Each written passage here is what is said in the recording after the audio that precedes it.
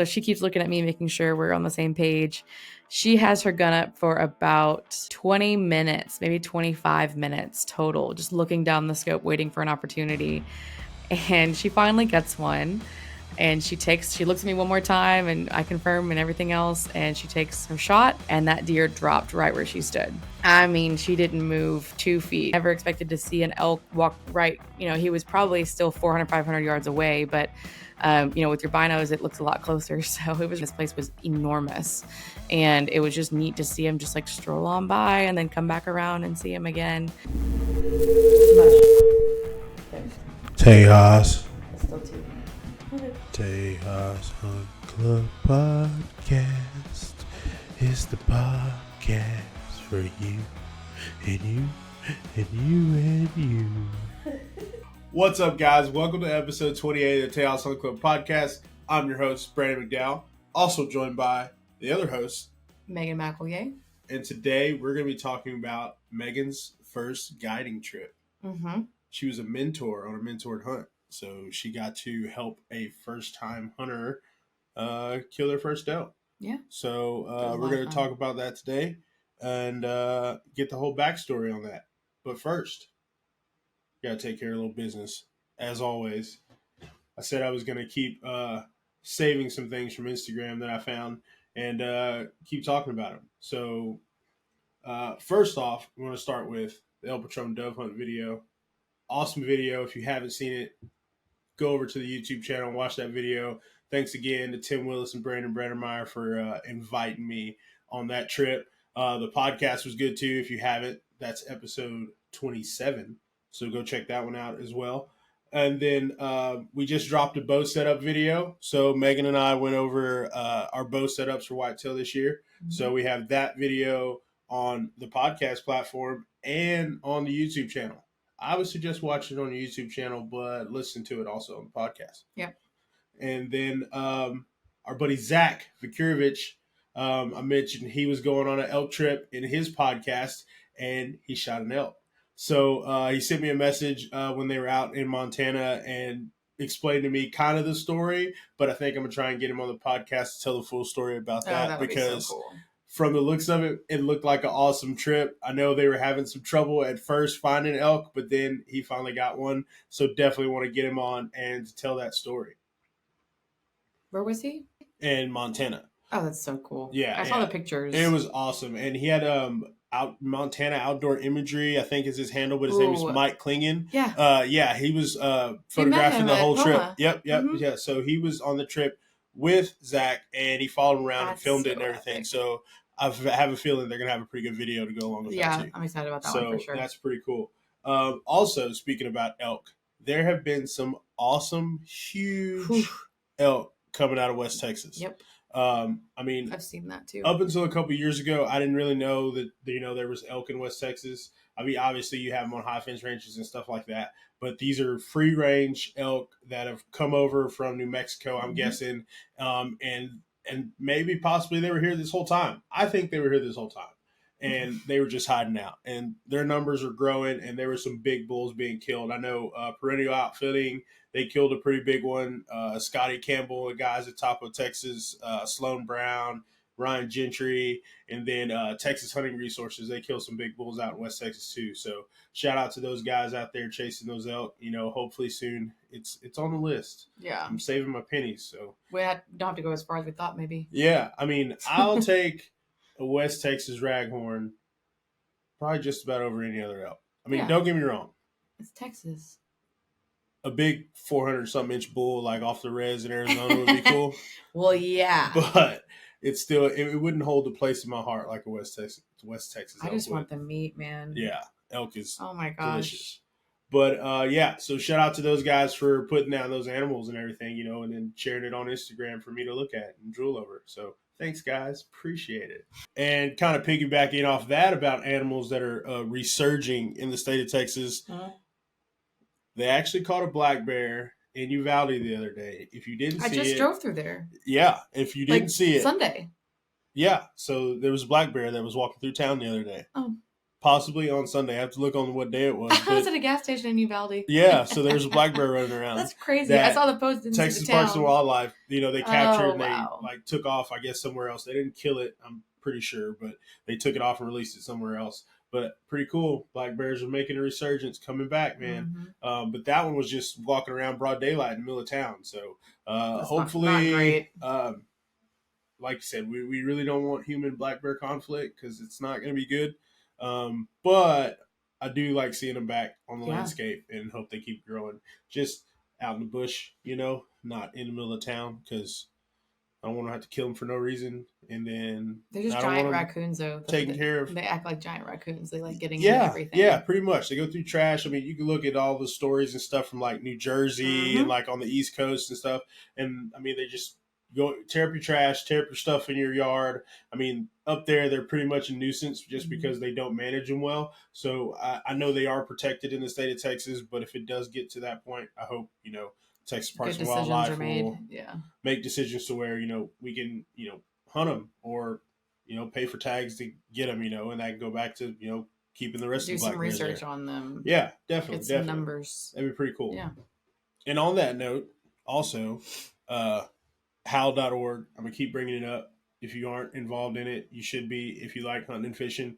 There's a lot of things going on right now, and they keep you up to date and keep me up to date on ways that we can do actions to, stop these things from happening. So I know right now Colorado is trying to put a ban on all cat and mountain lion and bobcat hunting, which doesn't make sense. I guess they're just following California's lead in that, and we can see the result of people's pets getting nabbed, disappearing, snabbed, and swapped. Snabbed. I guess I made that one up.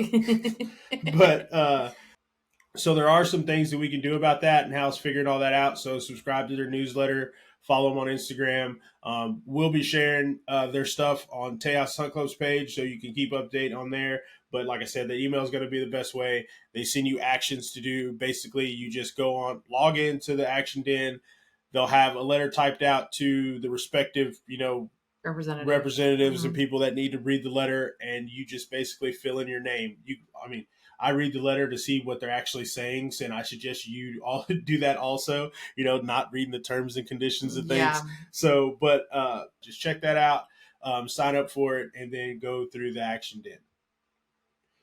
Leading into this hunt with that Meagan went on, we all know that bow season and whitetail season started, and also Texas Buck Registry. They've been showing a bunch of bucks that have been entered into that, and hopefully, you'll enter one in there too. It's a great resource to see where all the different sizes and age class and stuff that are happening around the state of Texas.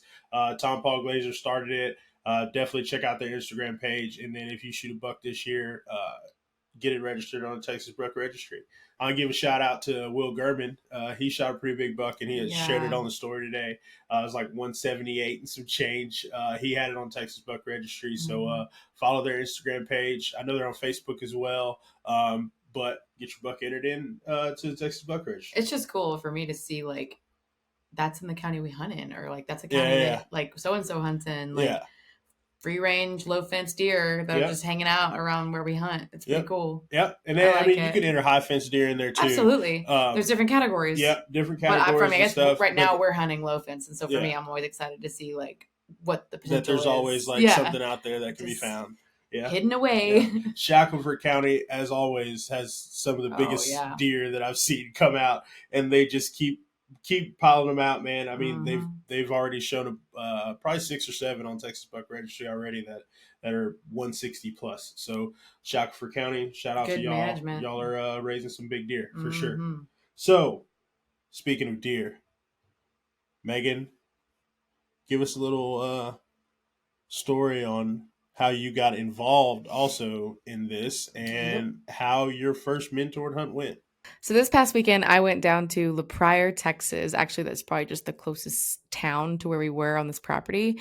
But it was a joint effort between Stewards of the Wild and the Texas Wildlife Association. So Brandon and I both have a dual membership through those organizations. And we basically had been interested in Stewards of the Wild at the beginning because of the mentored opportunities that they had. And so we wanted to be able to mentor young hunters and also adult hunters that just are inexperienced and are excited to get out in the outdoors. So it was a lot of fun. We were very interested in it, and this was my first opportunity to go on one of these trips. As Brandon mentioned, it was my very first time as an independent guide slash mentor. So I was a little bit intimidated at the beginning, not gonna lie. I knew that I needed to bring everything that was needed. So my blind bag, my camera gear, if I was allowed to use it, which I was, which was a whole nother side of the story. I'm so excited. And then also I had my rangefinder, my binos, like um, my pistol, a couple different things I needed to keep with me while I was on the property. And so, yeah, it was a little intimidating, but I also was very excited about the opportunity. And to add to it, before I even begin the story, there was a call that I received from Texas Parks and Wildlife Foundation, and they are doing a story in their magazine about the adult learn to hunt, adult mentored hunt programs that are between Stewards of the Wild and Texas Wildlife Association. So she called me and she said, do you mind if I shadow you on your trip with your mentee and kind of write a story about y'all's journey together and feature you guys in this article? So that in itself was really exciting to me. And I was very pumped to get all my things packed. And I even posted about how excited I was and did a whole video of all my gear on Instagram if you haven't seen that. Got up super early on Friday morning to make the drive to La Prairie from our new house in the hill country. And it was about a 3-hour drive. So it wasn't horrible, but I did stop in San Antonio and make time for a visit to Black Rifle Coffee Company on National Coffee Day of all days. And so I went into their store for the first time. I've drank their coffee for a few years now. I love their products. And it was cool to go into one of their shops, and it was a really cool experience. I'll put some footage in that on my Instagram as well, and then we'll probably make a YouTube video as well. But I stopped in San Antonio and got a couple things, and then made the rest of the trip down to La Prairie and met up with Matt Hughes, Katie Spurgin, and all of the mentors, volunteers, and mentees before we headed to the ranch. Meeting my mentee for the first time was super exciting. It turns out she is actually from the town that we live in now. She will be part of the same chapter that we're going to be part of in Austin, which is really exciting for Stewards of the Wild. And she is also an Aggie. So lots of things that we had in common. Very cool to hit it off with her at the very beginning. We drove to the ranch in a caravan, and as soon as we got there, we had a little bit of a break to unpack all of our things, and then it was off to range time that afternoon. So we want to make sure that all of the mentees are comfortable with their guns. They feel safe with the guns they're using for the weekend. They're familiar with how to use them. They have the right ammo, all of the good things, hearing protection, eye protection. Make sure we checked off all those things on the list, and it was just everybody was very prepared, have everything they need, so it ran very smoothly. Came home, and you're going to hear me mention a lot of different recipes that Matt put together for us this weekend, because he went over the top when it comes to incorporating not only amazing recipes, but venison and different wild game into his recipes. So that first night we had venison carne asada empanadas, and I was able to help make them. And that was really cool to learn how to do that. And I did that with my mentee next to me, kind of like talked about the venison meat and everything else. And we went to bed kind of early that night. We did some introductions during dinner, but we all knew we were very excited to get up early the next morning for our first hunt on Saturday morning. So Saturday morning, I wake up at about 5:15 to have some coffee. We left camp, I believe, about 6:30 to get out to the blind by about 6:45. And on the way on the first morning, we, packed up all of our gear, made sure we had everything. Once we got to the blind, we did take a couple pictures just leading up to, walking up the ramp and the sunrise. It was beautiful. So the Texas Parks and Wildlife photographer was out there, Earl, and he was doing a fantastic job. And so we sat in the blind. We saw not only a deer right in front of us very quickly after sitting in the blind, we saw an aoudad. We saw an elk, a nice bull elk. We also saw a coyote, a roadrunner, and a couple other different things, and just like no deer that really came within shooting distance that were shooters and what we were looking for. So really just an awesome morning out in the outdoors that first morning, seeing things, hearing things. I never expected to see an elk walk right. He was probably still 400, 500 yards away, but with your binos, it looks a lot closer. So it was really cool to see him. He didn't bugle or anything. I was sitting there waiting for him to bugle, but it was really exciting just to see one. And I've seen him, in captivity, but at the same time, this place was enormous. And it was just neat to see him just like stroll on by and then come back around and see him again. Very cool moment for all of us. And it was just a nice, enjoyable wildlife watching experience, but didn't take a deer that morning. We still had 2 hunts to go, so it was definitely fine. She felt good. She was able to look at some of the deer through her scope and get comfortable doing that. So I told her, I just said, pull up your rifle, leave your bolt open, look down that scope, and just make sure that A, you're comfortable sitting where you're sitting, and B, you're used to looking at these animals and putting your crosshairs on them, just practicing looking through the scope. And we headed back to the main camp to basically see what everybody else had done that morning. And then also, we have part of the program is cleaning and basically getting your animal ready for the processor before you leave, and learning about all the different cuts of meat, learning about, ways to store them, ways to get them processed, different cuts that you can get done at your processor, depending on where you go. And so it's just all the way full circle from harvesting the animal all the way through putting it on your table. That's just part of the experience. And I really enjoyed that. So the first morning coming back and seeing that people had been so successful was really exciting. And then I did shoot some footage of the other mentees and mentors working on their animals. We also had the most amazing breakfast. Like I said, I'm going to mention this a lot about Matt's cooking. But we watched them, and then we went inside to have breakfast and wash our hands. And it's called the McWild breakfast sandwich, and it is amazing. It is an amazing breakfast sandwich. So it's definitely one of the recipes that we were able to take away from that, that I'm putting on my list, is the McWild breakfast sandwich. Had breakfast, and then of course, we had a little bit of a break, and we watched some Aggie football and kind of just chilled out around camp. And then, some of us took a nap just because we've been up since, like I said, 5:15 that morning. And then before we headed back out, Matt had lunch, or a late lunch, which was, I believe, Axis venison Italian sliders with coleslaw, and they were to die for. They were so good on the little Hawaiian buns. They were amazing. And we all headed out to our evening hunt at about 4:30, 4:45-ish. Saturday evening was quite a bit slower than Saturday morning. We did see deer, but it was basically a bachelor group of bucks that we were not out to get bucks. We were there to get a doe.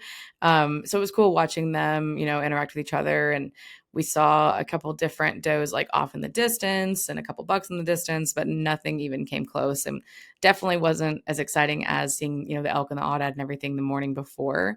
But we did have the opportunity at, like, I think we had 2 or 3 minutes left in the shooting time that we were allowed. And there were four does that walked out, and 2 of them were mature.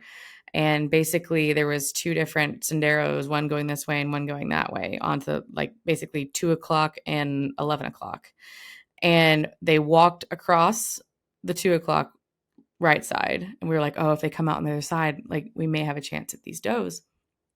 And so they step out, but I mean, at this point, I think just the fact that she knew we only had a couple minutes left really put a lot of pressure on her, and it was very rushed. And basically, what I believe, she shot right over the back of her. Didn't injure a deer is the good news. I think it did. We came down from that blind a little bit shaken up. Like, all of us were just like, man, now we only have one more hunt, and it's just a little bit discouraging when you only have one more hunt that next morning. But at the same time, like, it was such a good time to process what had happened and talk about how she felt about it and things like that. That was just part of it. And really talking through that, and just did some lessons learned before, heading back to camp. So again, we get back to camp, and there are some mentees who were successful that evening as well. Matt had already texted the group saying, everybody skin your deer, gut your deer, but as far as breaking them down, let's put them in the refrigerator and enjoy dinner, because he had made venison spring rolls and a venison pad thai as well. So like I said, just over the top. Matt did a wonderful job on all of the meals. This was our last big meal, and it was just delicious. And then we definitely had an interesting evening playing some dice games.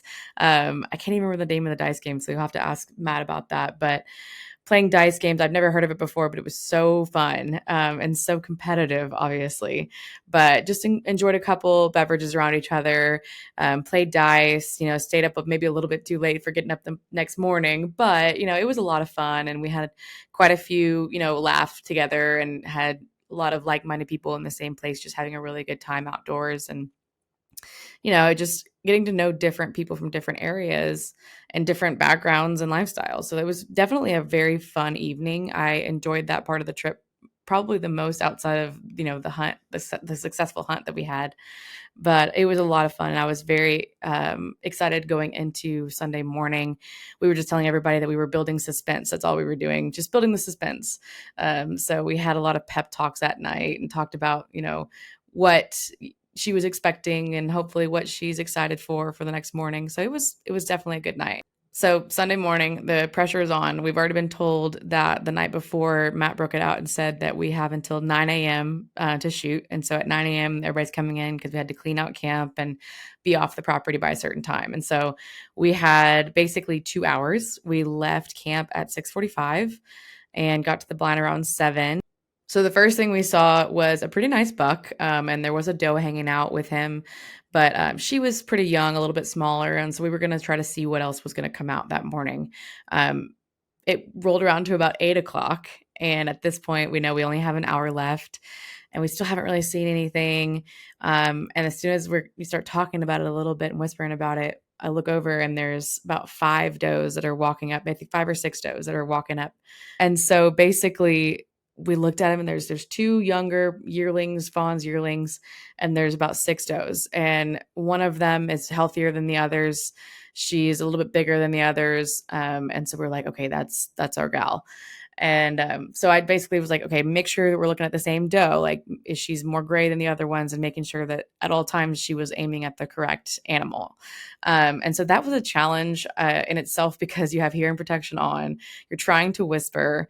It's just one of those things, lots of hand signals, but then you actually have to take your hearing protection out just for a second to hear what they're saying.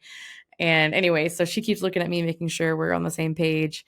She has her gun up for about 20 minutes, maybe 25 minutes total, just looking down the scope, waiting for an opportunity. And she finally gets one. And she looks at me one more time, and I confirm and everything else. And she takes her shot, and that deer dropped right where she stood. I mean, she didn't move 2 feet one way or the other. She was basically in awe about it. My mentee, her mouth was wide open, and she just couldn't believe she had just done that. And later she told me that she wasn't sure how she was going to feel about it, and she just was so happy that she was thrilled and happy and proud, and that she had all the positive feelings about the situation and about the experience, the thing that she had just done. So, I mean, it was literally, we just build in suspense, baby, and it was a lot of fun at the end of the day. And we went back to camp, and we only had about an hour to clean her animal and get everything prepared and documented. And we got it done with the help of Carlos, who was the ranch manager. And he was awesome, very knowledgeable. He cared a lot about our experience out there. And he also was helping us a lot with breaking down the deer and teaching us some tricks and hacks about what he's learned through the years. So a lot of fun there. And, we wrapped things up with some breakfast tacos, and then took our group picture, and all of us were headed home. It just seems like the whole weekend went by, super quickly. And even though we had so much fun, I can't wait for the next one. And I'm just so grateful for the opportunities to make an impact on a future, hopefully future generations. At this point, I think that we are the younger side of conservation minded folks, and we still have a lot to learn. But at the same time, I mean, just having the want and the passion to come out and take our time to do this together. And it's just something that brings us closer. And I really enjoy this group of people, and it's been a lot of fun spending time with them. So thank you, Matt and Katie, again. Can't thank you enough for all that you do and what you've provided here, and everything that you facilitate with this program, with Stewards of the Wild and with Texas Wildlife Association. And so until next time, guys, thanks for listening. If you haven't already, please subscribe to our YouTube channel. You'll see a lot of these stories being told through our videos on YouTube, and then also on Instagram. Mine is Meagan Elise TX. Again, thanks so much for listening. We really appreciate y'all's support, and we'll see you on the next one. Bye.